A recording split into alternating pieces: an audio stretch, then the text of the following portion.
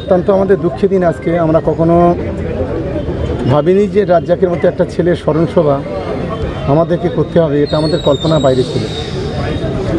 ISF আশ্রিত সমাজ বিরোধীরা এবং আমাদের দলের এক গাদ্দার পরিকল্পিতভাবে রাজ্জাককে খুন করেছে। আমরা তার পরিবারের পাশে আছি। ইতিমধ্যে মাননীয় মুখ্যমন্ত্রী তার পরিবারের হাতে একটা চাকরি তুলে দিয়েছেন এবং আমরা আজকে তার ছেলে মেয়ে যাতে পড়াশোনা করতে পারে কিছু আর্থিক সাহায্য করলাম এবং একটা স্কুটি গাড়ি আমরা তুলে দিলাম, যাতে করে পরিবারটা সচ্ছল হবে, জীবনযাপন করতে পারে। এটাই হচ্ছে আমাদের মূল্য। আমরা আজকে একটা স্কুটি গাড়ি দিলাম এবং 2 লক্ষ টাকা আমাদের শহীদ রাজ্জাক খানের স্ত্রীর হাতে আমরা তুলে দিলাম। আগামী দিন কতটা পাশে?